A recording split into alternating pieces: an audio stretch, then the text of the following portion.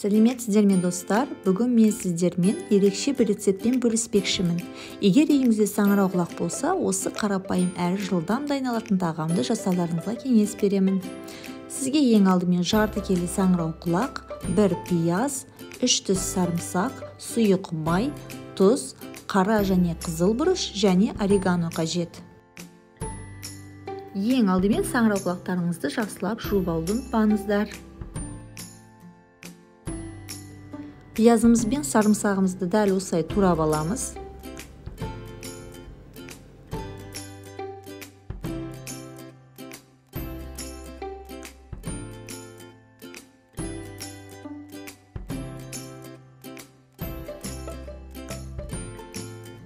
Қазанымызды плитаға қойып, сұйық майымызды құямыз.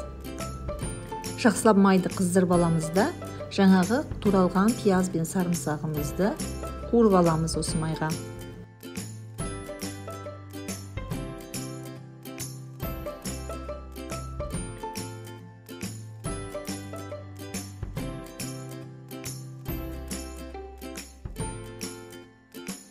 Пиязымыз бен сарымсақтарымыз жақсылап қызарып қуырылуы тиіс. Біз оған дейін саңырауқұлақтарымызды дайындауға кірісейік.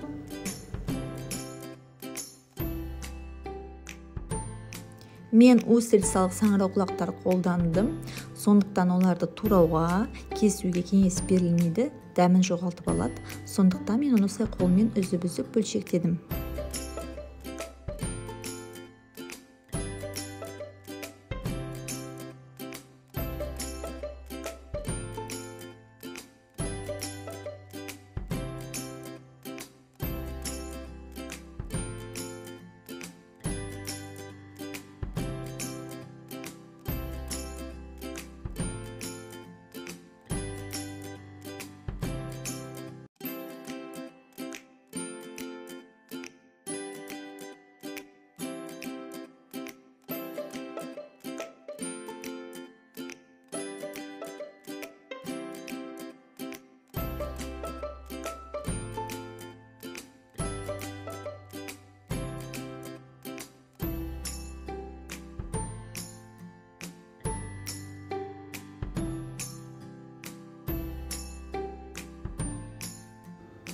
Енді дайын болған сарымсақ пен пияздарымыздың үстіне тұзымызды, қара және қызыл бұрышымызды және ореганомызды қосып араластырамыз.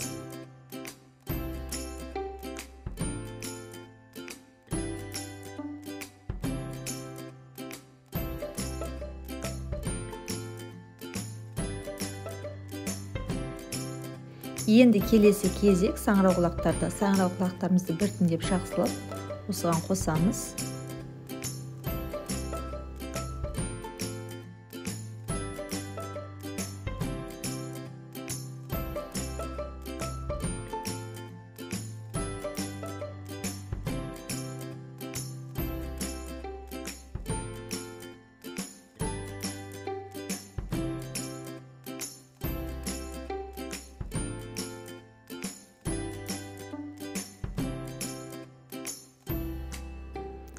Және жақсылап тұрып араластырып аламыз.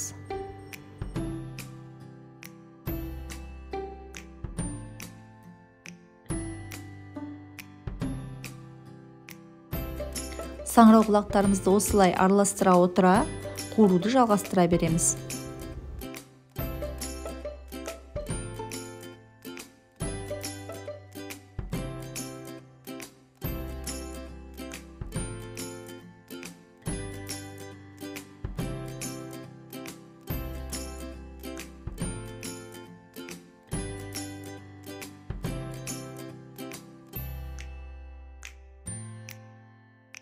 Саңырауқұлақтарымыз өз сөлінде біраз қайнауы тиіс, сол үшін қақпағын жауып қоямыз.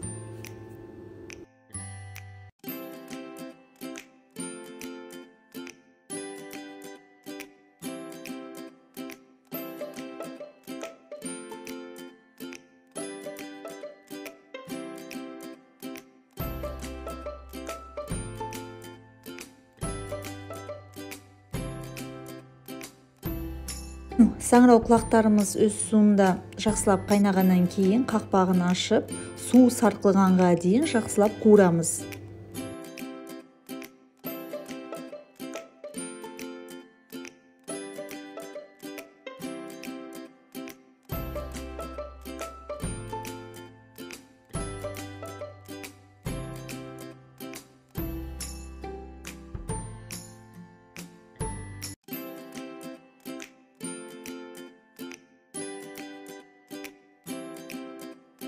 Мінекей достар, тағамыз дайын болды. Сіздерге ас болсын.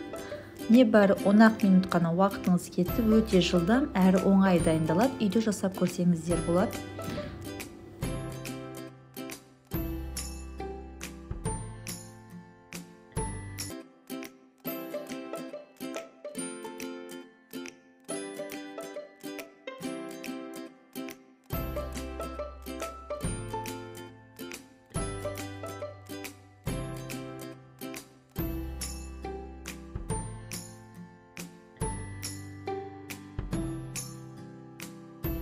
Достар, менің каналыма тіркеліп, жаңа шыққан рецепттерімнен хабардар болып отыруларыңыз үшін қоңырау белгісін басуды ұмытып кетпеңіздер.